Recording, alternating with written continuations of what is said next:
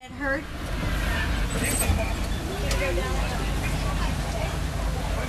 We do have to check the airborne warden before we enter the reserve. I'm not sure who's flying around up there today.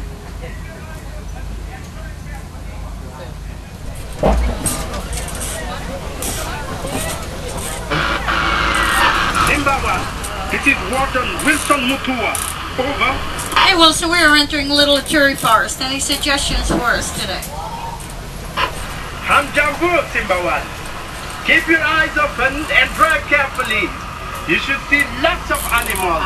Will do, Wilson. Now over here on the left, they're reddish-brown animals with the thin white stripes are bongos.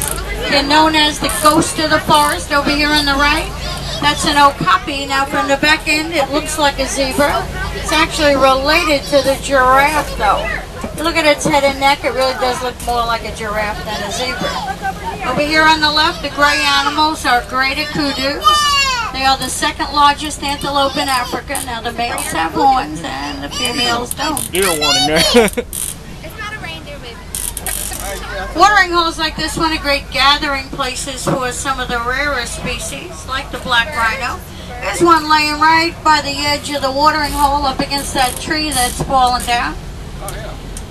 Even on reserves like this, they're not safe from poachers and illegal hunters because there's only 4,200 of them left because they are hunted for the horns on their head.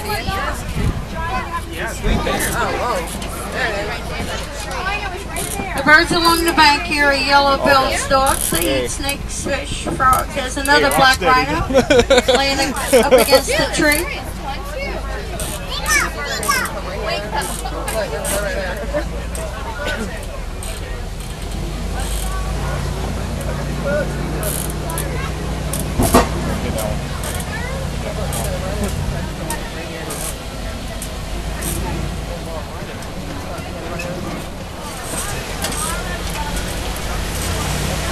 We're headed towards Sapi River now. That's usually a pretty good place to spot some hippos. Now a newly born hippo weighs about 85 pounds and a mature male, well, they'll tip the scales at about 5,000 pounds. We should see hippos on both sides of the truck. Let's see what we, oh yeah, there's one over here. Kind of looks like a big old baked potato under the water. Now they can hold their breath anywhere from 5 to 8 minutes at a time. Sit down in the back, please.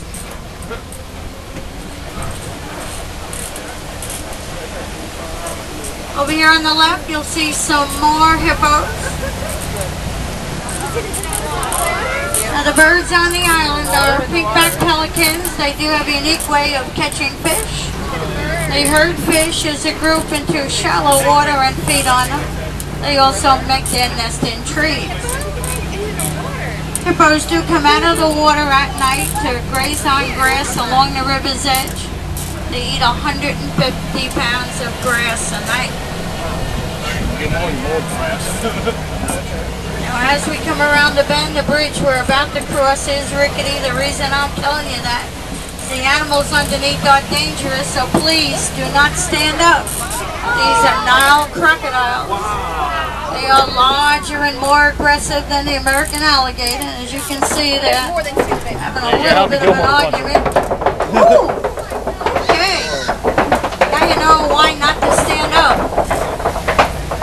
Alright. You want to see something really different? Take a look at that tree over there. That's a baobab tree. Kind of looks like somebody planted it upside down, but those are the branches, not the roots.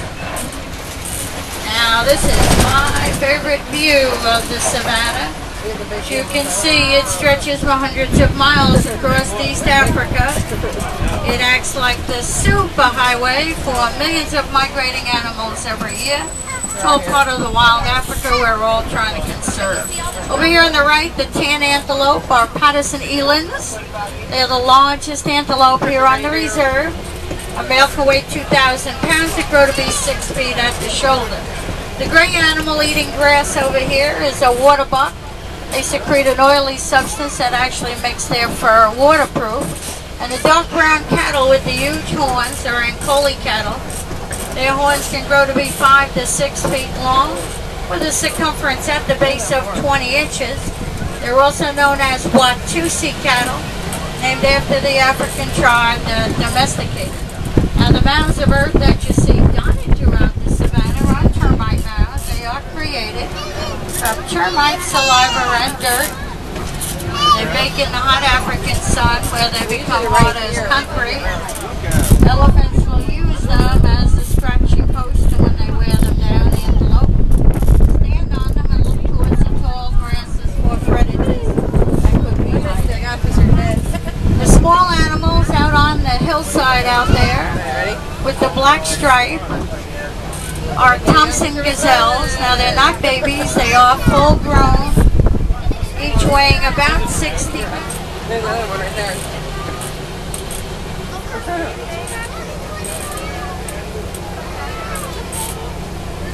There's a baby giraffe. Now babies, when they're born, stand about 6 foot tall, can look a grown man in the eye, and eventually, depending on whether they're boys or girls, will reach heights of 16 to 20 feet.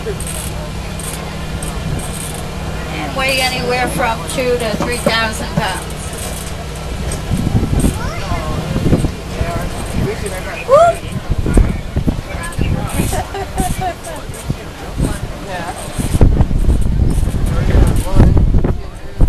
Take the radio off so I can concentrate. And I'm going to ask for your help. I need you to cross your fingers for a little luck. I need you to hang on in case we're not so lucky. I think we might be okay this trip.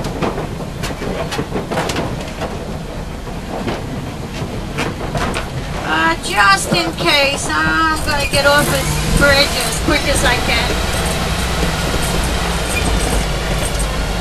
Looks like Wilson was right. A herd did come through the red clay pits.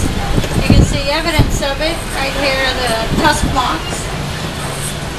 Elephants will eat that red clay. They actually get some beneficial minerals from it.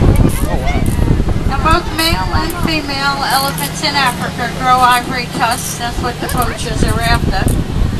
Harambe scientists are doing vocal communication studies with the ant, would be their choice. They learn all the adult behavior and how to find water and what to eat. You look over here on the right in the bushes over there, you're going to see some white-bearded wildebeest. They're the largest migration still going on in Africa. 1.5 million of them will cross Africa every year.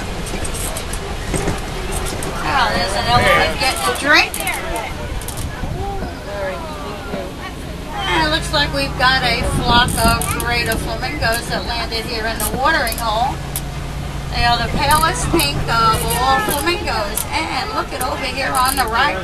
That is a sable antelope. They are the emblem of the reserve.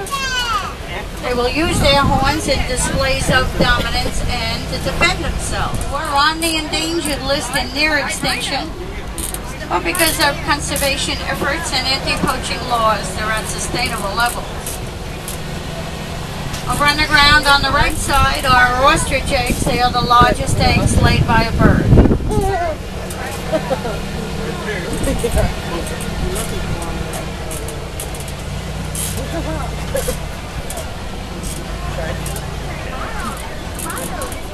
Each rhino weighs about 5,000 pounds, runs 35 miles an hour. Now the truck goes 8.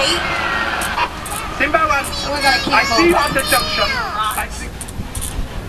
But because they do lay around about 20 hours out of the day, mostly during the day, they're hard to spot.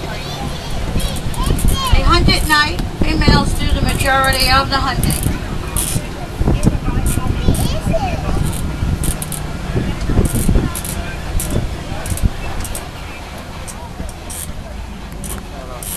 A group of eggs over here on the right. They do lay the eggs in a communal nest and then take turns sitting on them. Ostriches have wings and feathers, but they don't fly. They actually run about 40 miles an hour, and there's an ostrich right there. SIMBA ONE, there are poachers in the area. Can you help?